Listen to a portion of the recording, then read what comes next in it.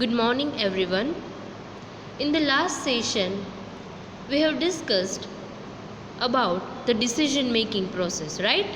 So, here you can see one chart which includes the entire decision making process.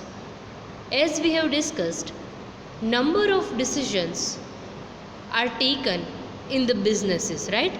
કે બિઝનેસમાં daily basis ઉપર કેટલા બધા important decisions છે related to production, related to market, related to finance etcetera, right?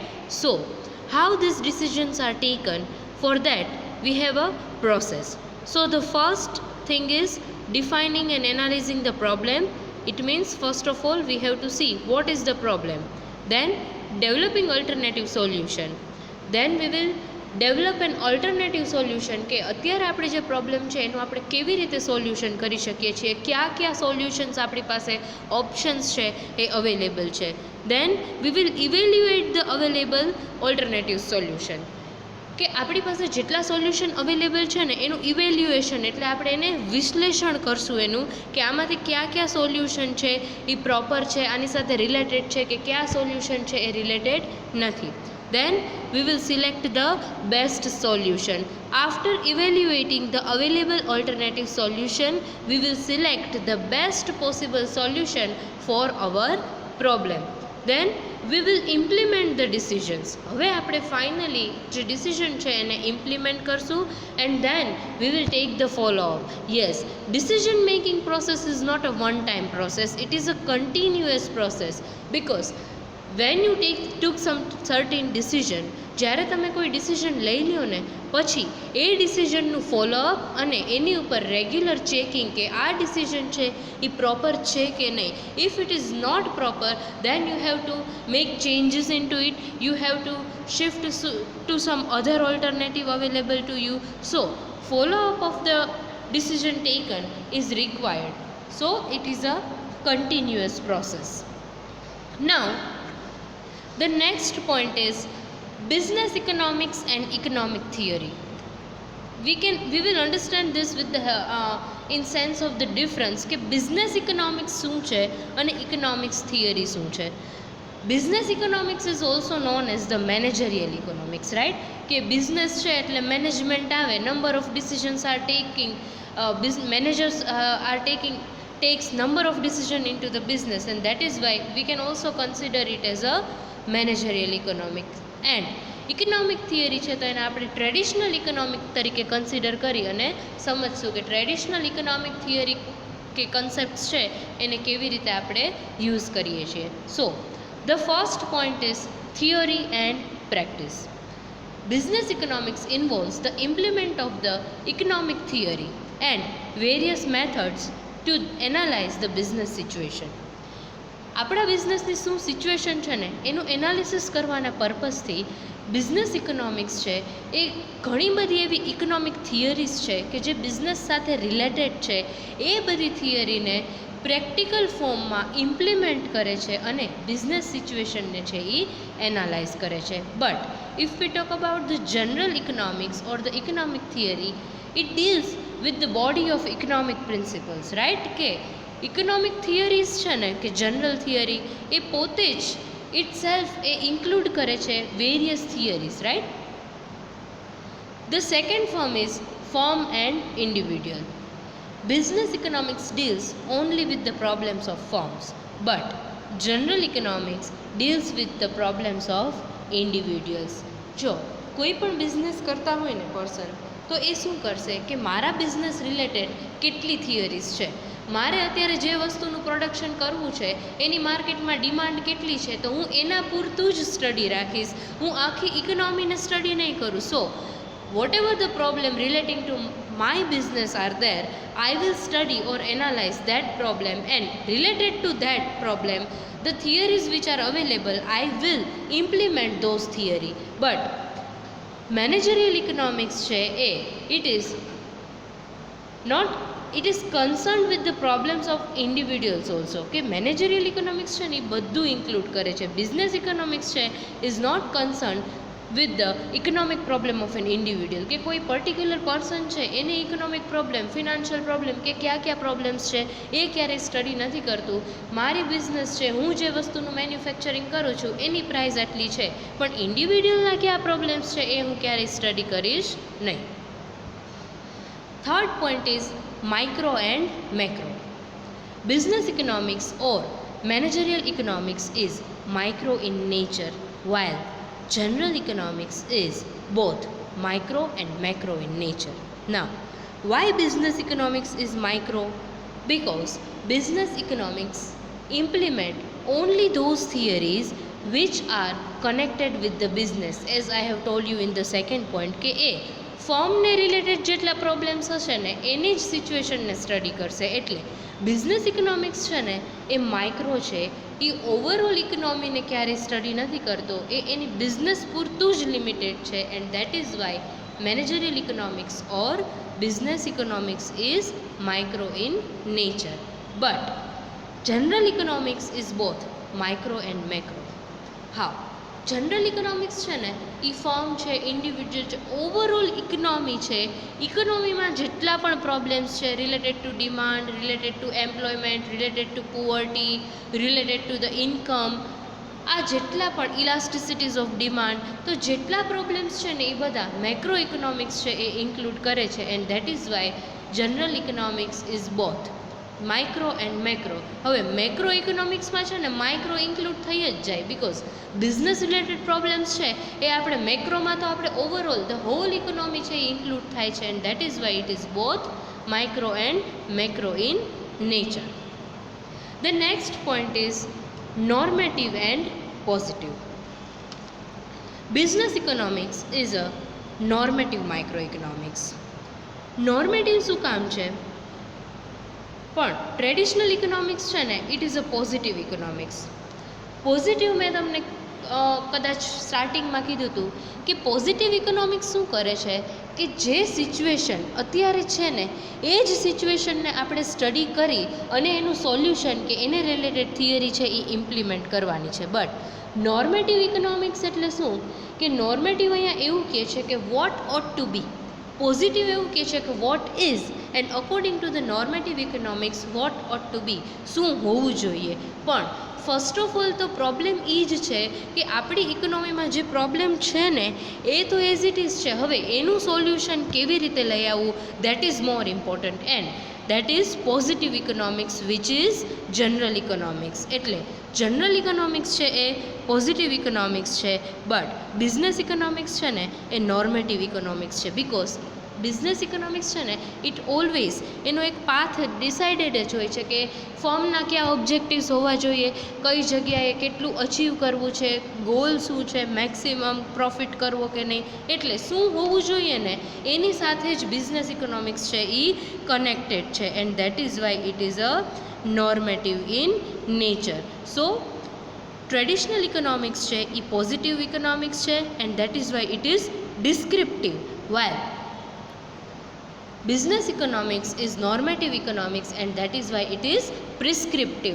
જો પ્રિસ્ક્રિપ્ટિવને તમે શું કહી શકો કે ડૉક્ટર્સ છે ને એલું પ્રિસ્ક્રિપ્શન ન આપે કે એક આખું એમાં ડિસાઇડેડ જ હોય કે તમારે આટલું આટલું આ ટાઈમે આવી રીતે કરવાનું. એટલે બિઝનેસ ઇકોનોમિક્સમાં એવું જ છે કે પહેલેથી ડિસાઇડ કરી લીધું છે કે શું હોવું જોઈએ. બટ જનરલ ઇકોનોમિક્સ છે એમાં શું થશે કે એક આખી ફોર્મ છે એ શું કરશે કે ઇકોનોમી કે અત્યારની સિચ્યુએશન શું છે, એમાં કયા પ્રોબ્લેમ્સ છે, એ પ્રોબ્લેમ્સને કેવી રીતે ફેસ કરવા અને એનું બેસ્ટ પોસિબલ સોલ્યુશન છે એ કેવી રીતે ફાઇન્ડ આઉટ કરવું, that is the general economics.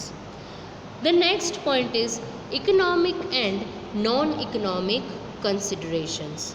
Now, if we talk about the managerial economics, managerial decisions are not only influenced by the economic considerations, but they are also influenced by the non-economic considerations. હવે economic considerations એટલે શું અને non economic considerations એટલે શું? આમ જોઈએ ને તો ઇકોનોમિક કન્સિડરેશન એટલે કંઈક અર્ન કરવાના પર્પઝથી થતા હોય. એક એક્ઝામ્પલથી આ વસ્તુ સમજીએ કે સે ફોર એક્ઝામ્પલ કોઈ ફર્મ છે એને એની પ્રોડક્ટ છે, એની પ્રાઇઝીસ છે એ ઇન્ક્રીઝ કરવી છે, તો એને વધારે પ્રોફિટ અર્ન કરવો છે એટલે પ્રાઇઝ ઇન્ક્રીઝ કરવી છે. તો આને આપણે ઇકોનોમિક કન્સિડરેશન કહી શકીએ કે અર્ન કરવાના પર્પઝથી ડિસિઝન લીધું છે તો એ ઇકોનોમિક ડિસિઝન છે. બટ એને તો પ્રાઇઝ ઇન્ક્રીઝ કરવી છે, વધારે અર્ન કરવું છે, બટ એવા ઘણા બધા નોન ઇકોનોમિક કન્સિડરેશન્સ છે, like social, political pressure etcetera. એટલે સોસાયટી છે કે પોલિટિકલ પ્રેશર છે એને પ્રાઇઝ ઇન્ક્રીઝ કરવા માટે થઈને પરમિશન નહીં આપે, એટલે ફર્મ છે એ પોતાની પ્રાઇઝ ઇન્ક્રીઝ નહીં કરી શકે. એટલે ઇટ ઇઝ નોટ ઓલવેઝ કે કોઈ પણ બિઝનેસ છે એ ઓલવેઝ પ્રોફિટ અર્ન કરવાના કે ઇકોનોમિક કન્સિડરેશનના પર્પઝથી જ થતા હોય. There are other considerations like social and political કે જેના થ્રુ એ લોકો પોતાની પ્રાઇઝ ઇન્ક્રીઝ નથી કરી શકતા. The next point is economic and non-economic motive. હવે ઇકોનોમિક મોટિવ એટલે આપણે કીધું કે જનરલી બિઝનેસ ઇકોનોમિક્સ છે ને એનો મોટિવ શું હોય તો to earn maximum profit, right. એટલે ટ્રેડિશનલ ઇકોનોમિક થિયરી છે ને એ એવું કહે છે કે profit maximisation is the ultimate objective of the firm, કે ગમે તેમ કરીને છે ને વધારે પ્રોફિટ છે એ અર્ન કરવો. પ્રાઇઝીસ હાઈ હોય, કોસ્ટ લો હોય, વોટ એવર ધ કોઈ પણ રીતે ફર્મ છે એ પ્રોફિટ છે એ વધારે અર્ન કરવાની ટ્રાય કરશે. But there are certain other factors which are to be taken into considerations like legal, moral, public, social obligations, right? These are important things. કે legally તમને ખ્યાલ હોય તો MRP, તમે કોઈ પણ પ્રોડક્ટ પરચેસ કરો ને તો એમાં પાછળ MRP લખેલું હોય, તો આ MRPનું ફૂલ ફોર્મ શું છે? Maximum retail price. એનો મતલબ એવો થાય કે MRP જેટલી છે ને એના કરતાં વધારે કોઈ પણ શોપ વેન્ડર છે એ વસ્તુ છે એના કરતાં વધારે પ્રાઇસથી સેલ નહીં કરી શકે. એટલે તો એ મેક્સિમમ રિટેલ પ્રાઇસ છે, અને જો કરે તો એની અગેન્સ્ટ લીગલ એક્શન લઈ શકાય. તો જુઓ આવા બધા જે અમુક રિસ્ટ્રિક્શન્સ છે, લાઈક પબ્લિક છે, સોશિયલ ઓબ્લિગેશન્સ છે, રાઈટ, કે તમે જે સોસાયટીમાં રહ્યો છો એની માટે થઈને તમારે કંઈક કે ઘણા જો અત્યારે છે ને બધી જે ફર્મ્સ છે કે ઇન્ડસ્ટ્રીઝ છે ને એ સોશિયલ ડેવલપમેન્ટ માટે, સોશિયલ વેલફેર માટે ઘણી બધી એક્ટિવિટીઝ કરે છે. એટલે આપણે એવું ન કહી શકીએ કે profit maximisation is the ultimate objective. There are certain other non economic motives also. તો આ નોન ઇકોનોમિક મોટિવ ક્યાં હોઈ શકે? તો ફર્મ છે એને લીધે કોઈ ઇશ્યુઝ ક્રિએટ ન થવા જોઈએ for the society, like water pollution, air pollution, right? These things are to be taken into consideration along with the aim of the profit maximization. હવે જો ઘણી ફેક્ટરીઝ એવી હોય કે એને વધારે ને વધારે જે છે એ કેમિકલ્સ છે કે એવું વધારે કચરો એવો થતો હોય, તો આ જે ગાર્બેજ છે, કેમિકલ ગાર્બેજ છે કે પ્લાસ્ટિક ગાર્બેજ છે કે સિરામિક ઇન્ડસ્ટ્રી હોય તો સિરામિકને રિલેટેડ કાંઈક એનો એવો સ્ક્રેપ હોય, તો આ જે સ્ક્રેપ છે કે કેમિકલ્સ છે એના થ્રુ ક્યાંય પોલ્યુશન ક્રિએટ ન થવું જોઈએ. ઘણી જગ્યાએ તમે જોજો કે કેમિકલ ઇન્ડસ્ટ્રી કે ડાઇંગ ઇન્ડસ્ટ્રીઝ હોય કે જે કપડાને કલર કરવાનું કામ થતું હોય, તો એ લોકો પોતાના કલર્સ છે ને એ નદીમાં નાખી દે, કેમિકલ્સ છે એ નદીમાં નાખી દે. તો જો એનાથી વોટર પોલ્યુશન ક્રિએટ થાય. કે પ્લાસ્ટિકનો કચરો છે કે અમુક એવો સ્ક્રેપ હોય કે ગાર્બેજ હોય તો એ નદીમાં, અત્યારે આપણે લોકો જોઈએ જ છીએ કે આપણી જે મોટી મોટી નદીઓ છે કે વર્લ્ડ વાઇડ તમે કન્સિડર કરો તો કેટલું વોટર પોલ્યુશન થઈ ગયું છે. તો એ ન થવું જોઈએ. That thing should be taken in to consideration. બીજું એર પોલ્યુશન છે. ઘણી બધી ફેક્ટરીઝના જે સ્મોક છે એ સ્મોકને લીધે કેટલું એર પોલ્યુશન થાય છે. તો આ બધા કન્સિડરેશન્સ છે ને એ પ્રોફિટ મેક્સિમાઇઝેશનની સાથે it is the moral responsibility of the business firms, business undertakings કે સોસાયટી માટે, સોશિયલ વેલફેર માટે કંઈ કરવું જોઈએ. And that is why only economic motive is not there. Along with the motive of profit maximization, there are certain non-economic motives which are performed for the welfare and development of our society.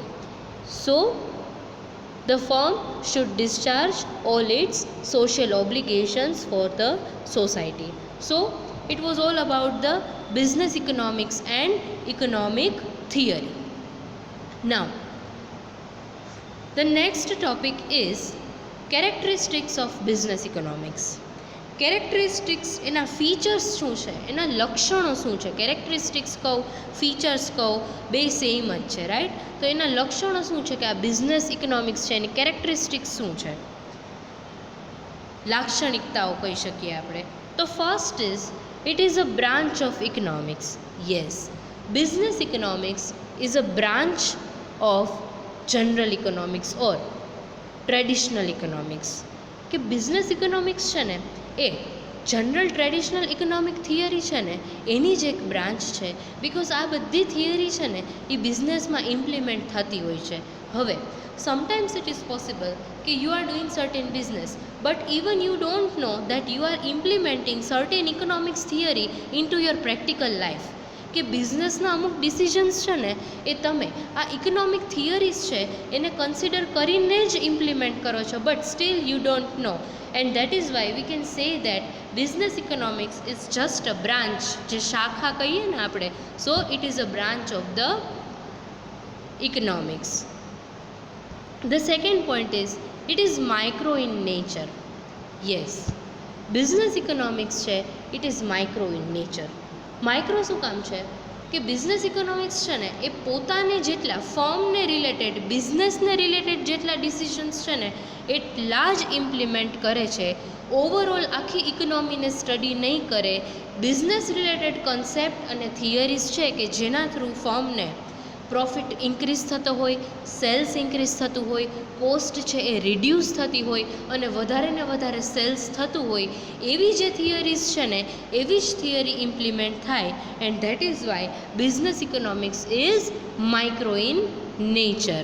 So it does not study the overall economy, but it studies the concept related to the business.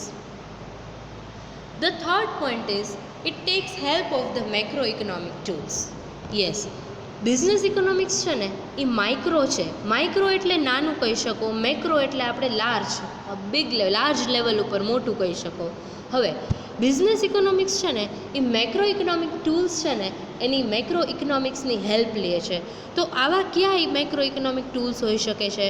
સે for example, some problems of the firm are related to the macro variables like national income, aggregate level of employment, general price level, etc. હવે તમને એમ થાય કે national ઇન્કમને અને બિઝનેસને કેવી રીતે relation?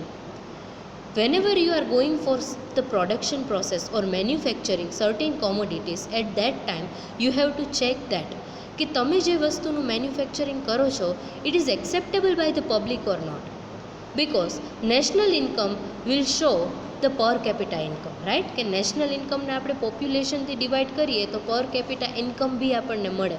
તો એના ઉપરથી આપણે એક વસ્તુ જજ કરી શકીએ કે પબ્લિક છે ને, કોઈ પણ જનરલ, કોઈ પણ ઇન્ડિવિડ્યુઅલ છે, એની ઇન્કમ જેટલી હશે ને એના ઉપરથી એની પરચેઝિંગ પેટર્ન અને એની ડિમાન્ડ છે ને એ ડિસાઇડ થાય.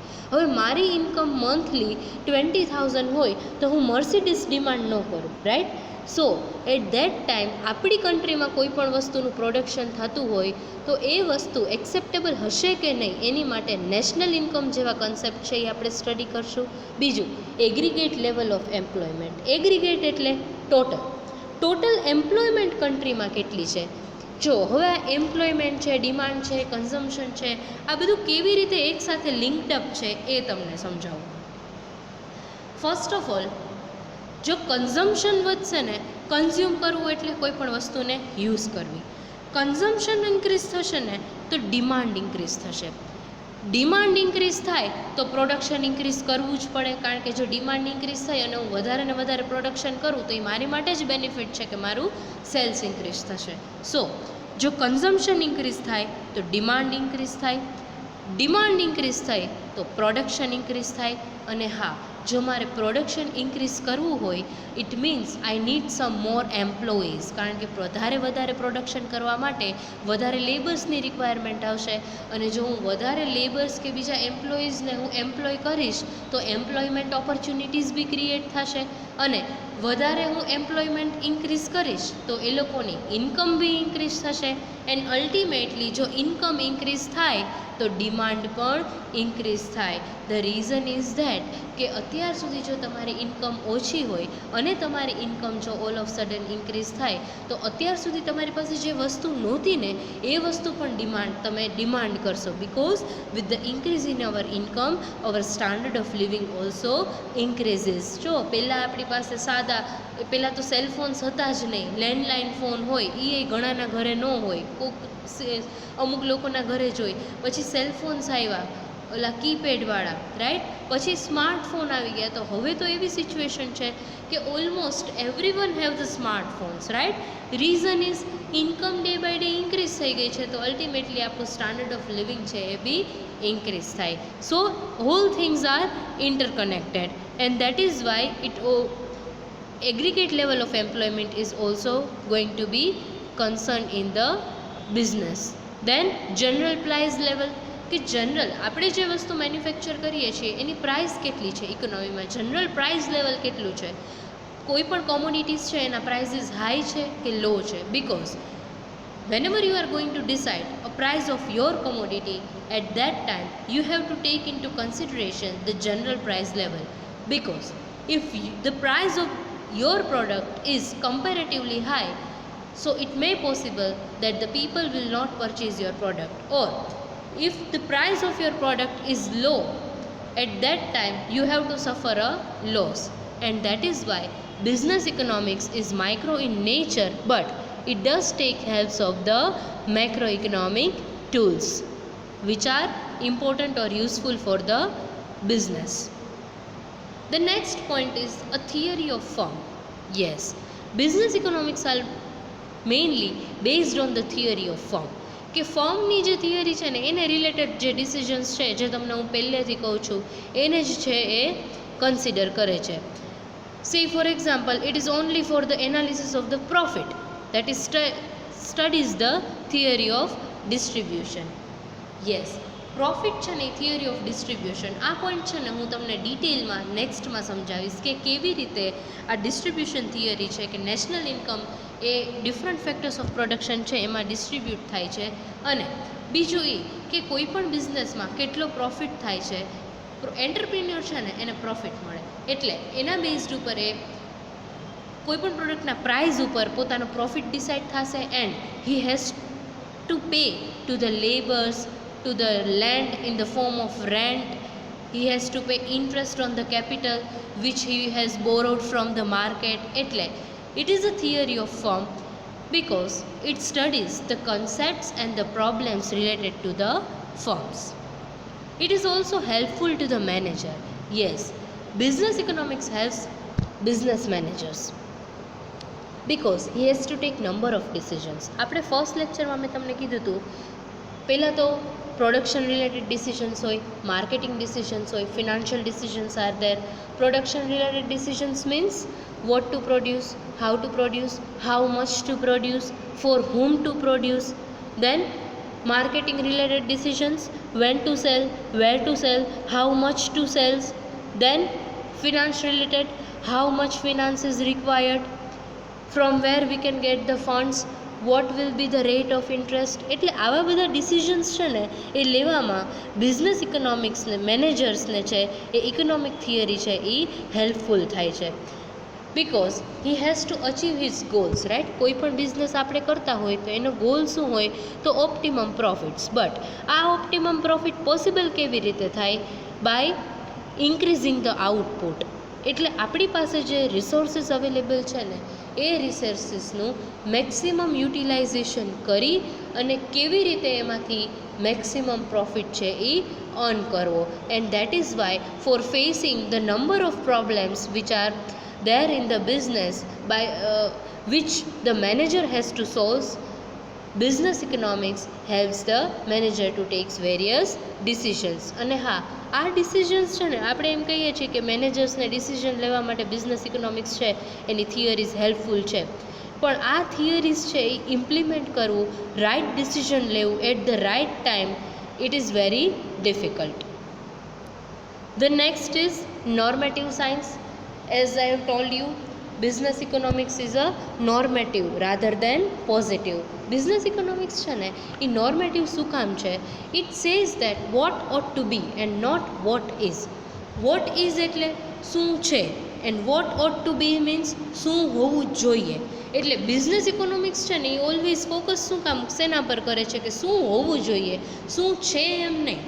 અત્યારની સિચ્યુએશન ઇકોનોમીમાં એવી છે કે દરેક વસ્તુની ડિમાન્ડ છે ને એ કમ્પેરેટિવલી લો છે. તો એનો મતલબ એવો નથી કે આપણે એ સિચ્યુએશનને કન્સિડર જ ન કરીએ અને પ્રોડક્શન સ્ટાર્ટ કરી દઈએ, પણ સામે ડિમાન્ડ જ નથી તો સપ્લાય ઇન્ક્રીઝ થઈ જશે અને સામે ડિમાન્ડ છે જ નહીં તો બિઝનેસને કે ફર્મને લોસ થાય. એટલે બિઝનેસ ઇકોનોમિક્સ છે ને એ નોર્મેટિવ છે because means it is prescriptive rather then descriptive. It deals only with what should be done and how it should be done. શું કરવું જોઈએ અને કેવી રીતે કરવું જોઈએ એની ઉપર જ બિઝનેસ ઇકોનોમિક ફોકસ કરે છે, પણ શું છે એની ઉપર ક્યારેય ફોકસ કરતું નથી. It works only on the basis of the objectives of the firm, right? Because it is એનો એડવાઇઝરી નેચર છે કે એ એડવાઇઝ આપે છે કે આમ કરો આમ કરો આમ કરો, પણ કેવી રીતે કરવું ને it is not said by it, right? So business economics is normative in nature.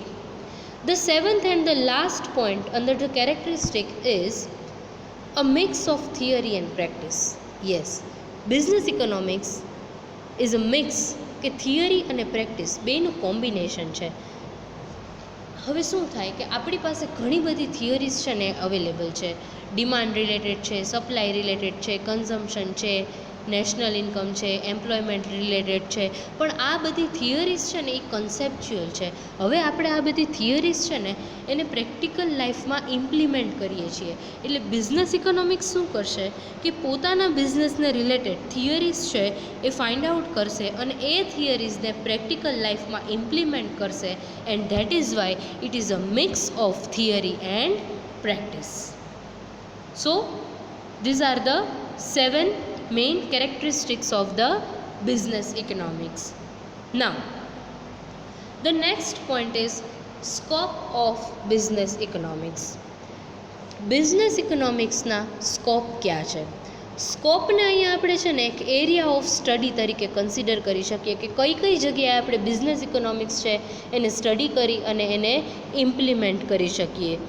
It includes all the economic concept, theories, tools of analysis which can be used for the purpose of analysis of the business environment, and so that ultimately we can find out the best possible solutions to the practical problems which are faced in the business lives. કે કેવી રીતે કેટલા solutions available છે, best practical solutions. હવે theoretically આપણા મગજમાં તો જો ઘણા બધા સોલ્યુશન હોય, આપણી લાઈફમાં કોઈ પ્રોબ્લેમ આવે તો there are number of solutions which we have, but practically જેને આપણે ઇમ્પ્લિમેન્ટ કરી શકીએ ને કે જેનું આઉટકમ બી પોસિબલ હોય, પોઝિટિવ હોય, એવા સોલ્યુશન્સ છે એ આપણે ઇમ્પ્લિમેન્ટ કરવાના છે.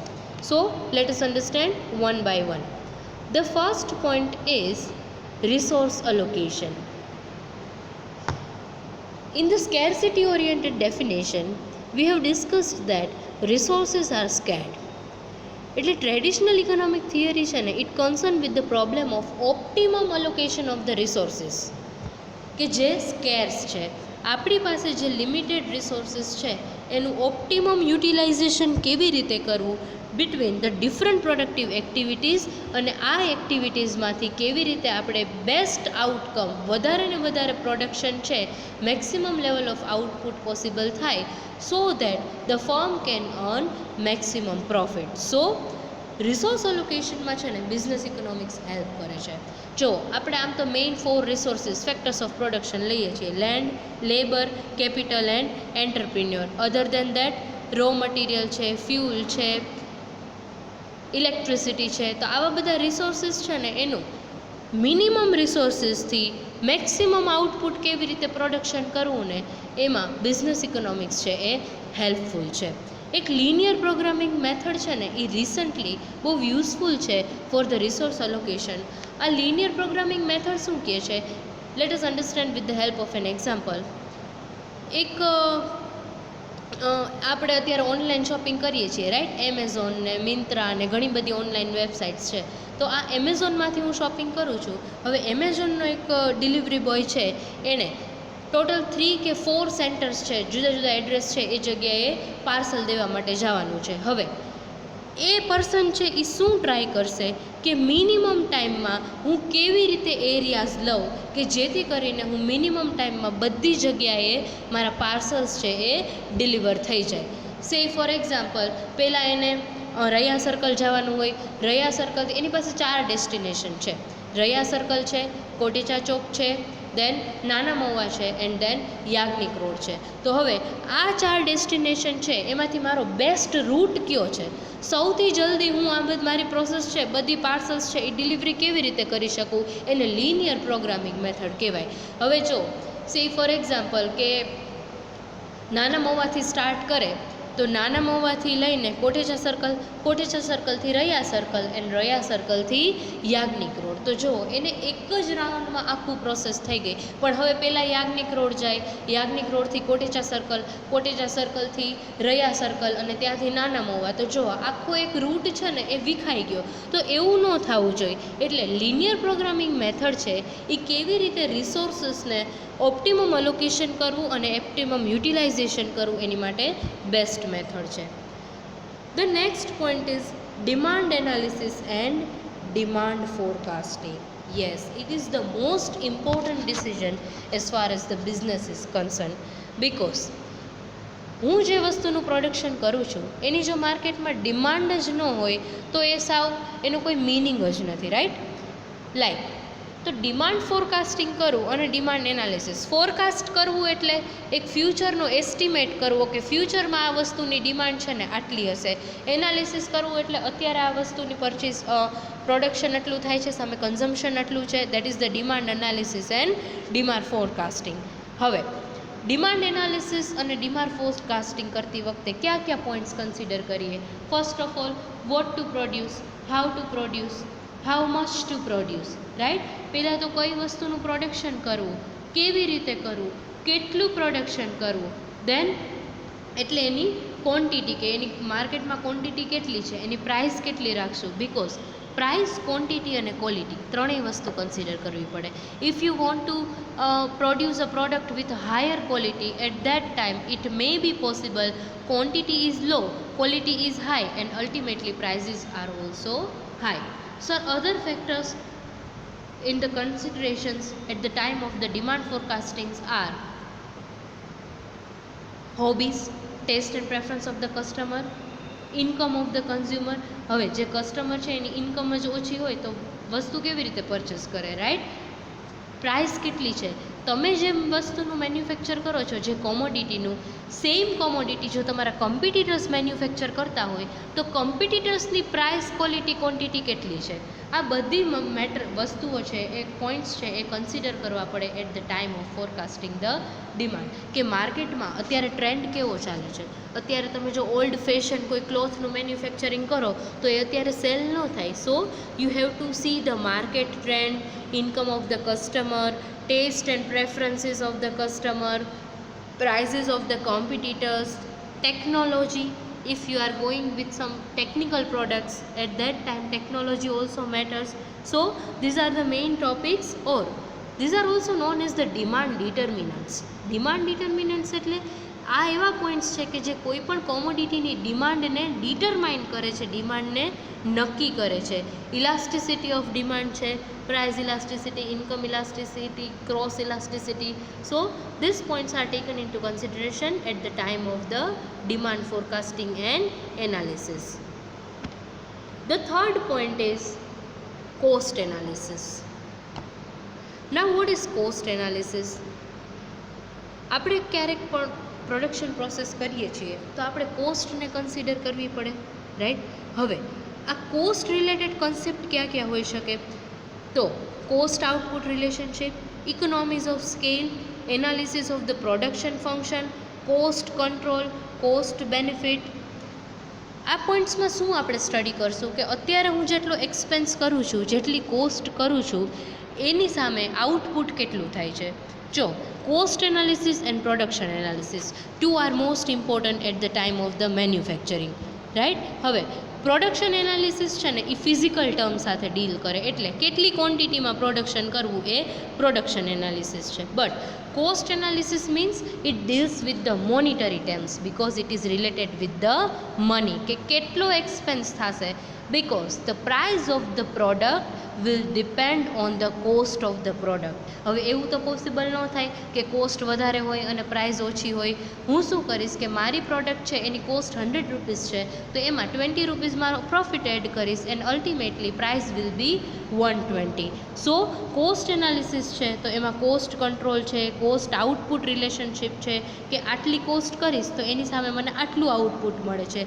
Economies of scale, economies of scale એવું કહે છે કે હું કેટલું, જેમ વધારે પ્રોડક્શન કરીશ ને એમ જ મારી કોસ્ટ છે ને એ રિડ્યુસ થઈ જાય, because there are certain benefits which are there at the time of the production on the large scale. Whenever you are going for the large scale production, at that time you will get certain advantages, કે તમે માર્કેટમાંથી બધું બલ્કમાં લ્યો ને, row material છે કે production બલ્કમાં કરો, raw material બલ્કમાં purchase કરો, તો at that time you will get more discount and cost will reduce, and that is why it is known as the economies of scale. એટલે કોસ્ટ એનાલિસિસ કરવામાં પણ business economics છે એ useful છે, કે કેટલી ફર્મની cost થશે એની સામે કેટલું આઉટપુટ, એટલે પ્રોડક્શન, ફિનિશ પ્રોડક્ટ્સ કેટલી મેન્યુફેક્ચર થઈને નીકળશે એને આપણે આઉટપુટ કહીએ, કેટલું આઉટપુટ બનશે અને એની સામે ફર્મની પ્રાઇસ કેટલી હશે. સો these are the 3 main points. The next 4 points we will discuss in our next lecture.